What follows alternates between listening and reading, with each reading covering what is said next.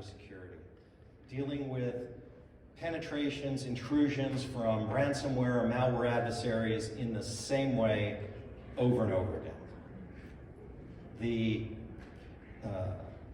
If you don't believe me, let's cover a couple facts.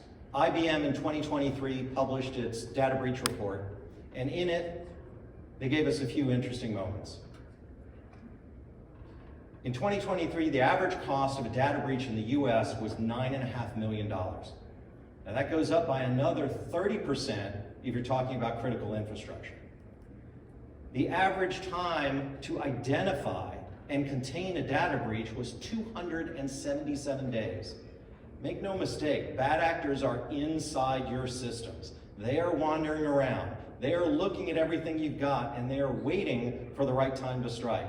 These are zero-day threats that you have no clue exist in your network. 50% of attacks left ransomware inoperable, left systems inoperable, or included ransomware. I don't know if any of y'all are from our healthcare conference next door, but they certainly understand. Just recently, Change Healthcare was attacked with ransomware. $22 million they paid. And healthcare payment systems still aren't operable.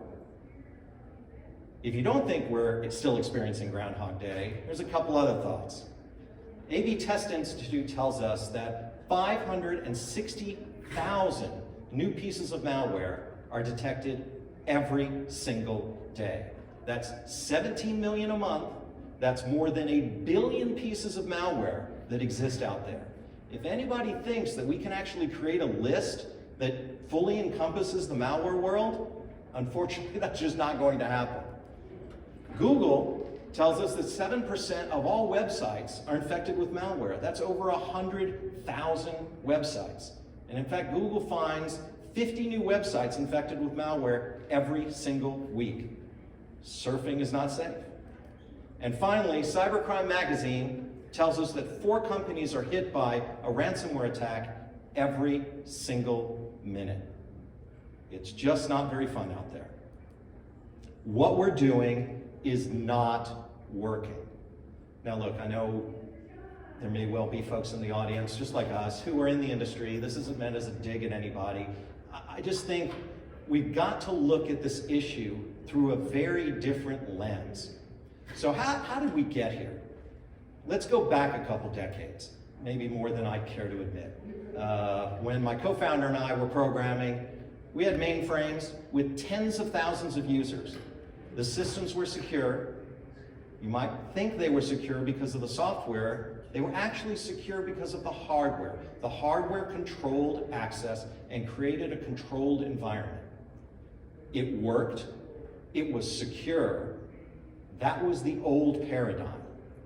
So what happened? In the early 1990s, with the internet explosion, the programmers made it so computers talk to each other in a very different way. Ubiquitous computing. A term coined by Mark Weiser. What does it mean? It means continuously connected network devices that are embedded into every facet of our daily lives. Well, that's certainly true. I mean, who goes anywhere without their phone at this point? I think Bill Gates probably undersold it with his famous quote of he expected a computer in every house on every desk. I've actually got more computers in my house now than I have televisions. And frankly, televisions are computers. So what is really the key facet of ubiquitous computing? It's continuous connectivity. And that means that computers are writing into each other's network. They are actually penetrating with commands into each other's network. That's how the computing world works. Well, that made a lot of advancements. It fueled some wonderful things, but with the good comes bad. Unfortunately, not everybody is good in the world. And the malware developers and the ransomware developers said, hey, here's a great chance for us. We can use this continuous connectivity superhighway the same way everybody else is, because ransomware and malware has to write into your network. They install themselves into your network, and then they propagate. They are using continuous connectivity to infiltrate our networks. continuous connectivity is the key concept to think about in the context of cybersecurity. There's a great quote that I like from Chris Inglis, our first US National Cyber Director. If I were to score cyber the same way I score soccer, the tally would be 462 to 452 in the first 20 minutes. It's all offense, no defense. The offense, obviously from the malware or ransomware side, is they're poking and prodding. They're finding every hole that is access into our networks. You'd think on the defense side, you'd have things, but the defense actually turns out to be offense also. What are we doing? The industry has taken the view that penetrations are inevitable, and let's try to focus on mitigating or lessening the recovery time and cost. And there's that one word I don't really like very much, inevitable. Why should we as an industry tell our customers that we're going to provide some assurances to protect you, but you're going to have to live with inevitable penetrations? It always will be. I am inevitable. I don't think we're living in a Marvel-themed world and Thanos inevitability, so there's got to be a better way to be able to do this. Let's look at the cybersecurity landscape. We'll use the quadrant that everybody seems to like in our industry. You've got design focus and controlled behavior at the top. Over on the right, business focus. At the bottom, code focus, which is identity and algorithm protection. And on the left, you've got technology focus. So we're going to look at each one of these quadrants holistically. I'm not going to try and point out products or services and plot them on the chart. We're going to really talk about the quadrant as a whole. So let's tackle the first, the upper left-hand quadrant. That quadrant is technology focused, design focused, hardware that controls some behavior. It stops some intrusions, maybe, low maintenance and cost. Examples are routers. Now, routers control behavior because they control traffic. Symantec tells us that 75% of all IoT devices that are infected with malware are routers. Routers aren't solving any of the cybersecurity issues. I don't think anyone in this audience believes that this upper left-hand quadrant is a solution. Let's move down to the second one. This is now technology with a code focus, where the concept is to use identity or algorithms to try and protect our systems. We'll stop some intrusions here. There's a higher maintenance and cost. Examples include firewalls, monitor and mitigate software, zero trust, some AI. Let's talk about zero trust for a second, because that's really become a bit of a buzzword in our industry. Professor Virgil Gligor of Scilab at Carnegie Mellon University in 2022 published an article called Zero Trust in Zero Trust. He said that zero trust meant that a service needs to be trusted unconditionally and with certainty. Because of that, he also said that zero trust is unachievable in an enterprise network. Let that sink in for a second. Zero trust is unachievable. Well, why did he say that? He said that because, as he puts it, what zero trust monitors network devices continuously to help stop the inevitable penetrations early. What are those two words again? Continuous and inevitable. His view is that the malware developers have a distinct advantage over software developers. And that's in that the malware developers can understand what the principles are of the algorithms that are trying to protect our systems. Whereas the programmers don't have any static malware to be able to check against. You remember the 560,000 malwares every day? There's no target to be able to aim at. The issue with zero trust, or the issue with really the software that is in this quadrant, is that software is logic, logic is math, math works the same for you as it does for me. Well, if I remember my calculus, it might work the same for me, but you get my point. Because of that, software can always be hacked. And so the issue is, how do you deal with the inevitable penetrations of software? And the answer is, you just can't. You have to live with it, and that's not really the right answer. Going to the bottom right quadrant, this is where we see more sophisticated software like AI, metadata accumulators. There's going to stop more intrusions. It's going to cost more. Remember the 277 days and the 9.5 million in the IBM report that I told you about?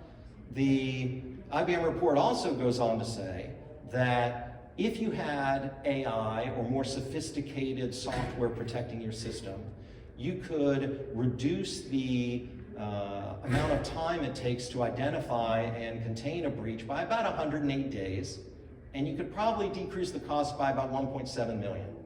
So they admitted or told us that AI and these metadata accumulators are not solving cybersecurity. Yes, you're lessening the life cycle by about 40%, lessening cost by about 20%, even though there are a lot of other costs, people, time, efficiency, et cetera, that go into it. But you are not solving the problem.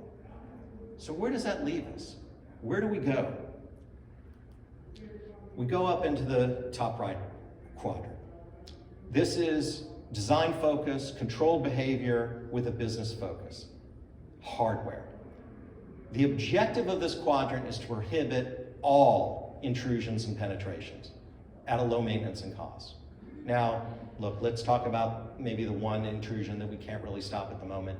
If somebody bribes an employee, takes their credentials, steals credentials, we can't protect you from yourself.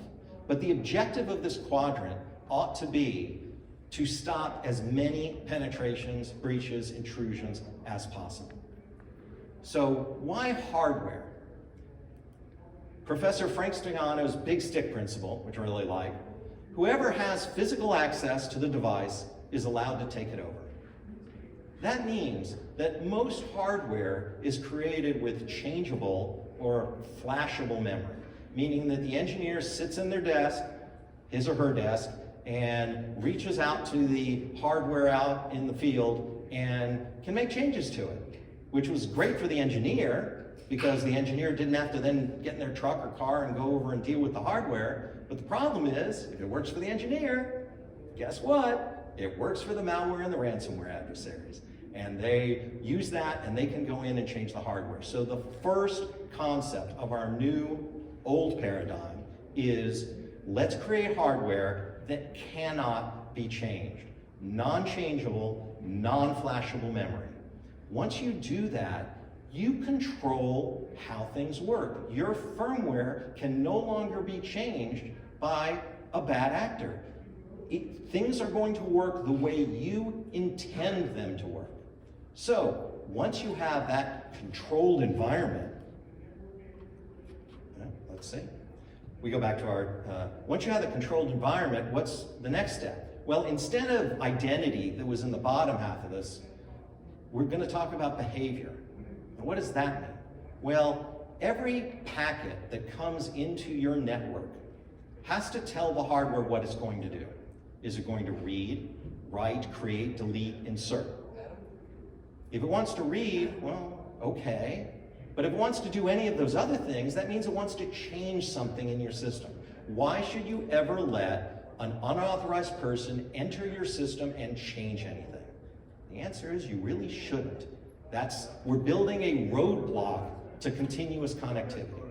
So, in this hardware that we're building that has non-flashable memory, so we control the environment, we would have a read port. And that read port would be where most of the traffic would go through. But only reads would get through. If anybody tried to come through that port with a command other than read, they'd be stopped. You'd have a read-write port where you'd have your handful of predetermined people who needed access to get in. That port would be controlled also by the firmware through a designated VPN, two-factor authentication. Even if somebody managed to find that IP address, they really couldn't do much with it. So, you'd have non-flashable memory, you'd have a read-only port, you'd have a read-write port. How does this work? Well, for instance, it does really well for data protection or remote systems. For instance, financial information, HIPAA information, SCADA systems that control all of our critical infrastructure, ATMs, example, financial information. So you've got financial information in your company, lots of people need to see it, your CEO, handful of vice presidents, some of your salespeople, maybe even third parties, external. They should be able to look at that data, but there is no way they should be able to change it. Whereas your CFO and your controller might be the only two who have access through the read-write port to be able to actually change that data. Say another example might be a well, that you've now connected that drilling rig to the internet so you don't have to drive a truck out there every day to monitor it. Well, lots of people need to monitor it and know what's going on. You'd stick one of this piece of hardware out on that well, lots of people would be able to monitor. Only those one or two engineers that need to get in to give any instructions would actually be able to get through. You'd also want this hardware to be essentially plug and play. There's no reason to upset any ecosystem. You should still be able to use any of the firewalls or identity algorithms that you want to use for username, passwords, etc. You should not need to change any of the systems that it is protecting. Literally should just go in line in a plug and play concept. It would also be cool if it had a reporting function so that it would report back to the users to tell them who tried to come through the read port with any instruction other than read. That way you might even be able to figure out if somebody has penetrated your system and is trying to do something to the piece that you're trying to protect. Therefore, if we are going to try and stop inevitable penetrations from ransomware and malware actors, we've got to have specialized hardware. I am inevitable.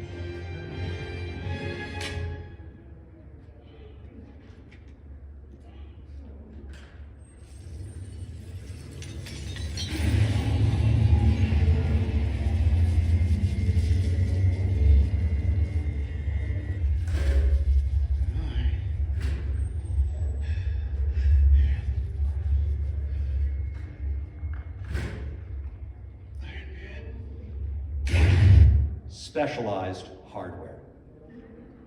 So, look, I know this isn't supposed to be a sales speech, but by the same token, if you're breathing, you're selling. So, here's a picture of our hardware, our patented hardware, that does everything that I just told you about. It has non-flashable memory, it cannot be changed remotely. It has a read port where most of the traffic goes through and allows reads to go through, but nobody can get through to scramble or change your data. It has a read-write port where the people who need to get in can get in and change things. It has a WAN port that allows for reporting, and it even has a fourth IP port, which is the port that connects over to whatever it is you're trying to protect. It's secure. There is no inevitability here. It works. Our systems are running on it. We'd love to talk more to anybody who is interested. In that vein, my co-founder, Vic Friday, who's sitting up here in the front, and me, we're both here for the conference. We'd love to talk to anybody about it. We really appreciate it. I'm going to leave you with these final last thoughts that I've cribbed from Tommy Lee Jones talking to Will Smith in Men in Black. 1,500 years ago, people knew that the earth was the center of the universe. 500 years ago, people knew that the earth was flat. 20 minutes ago, you knew that software was the solution to cybersecurity. Imagine what you'll know tomorrow. Thank you very much.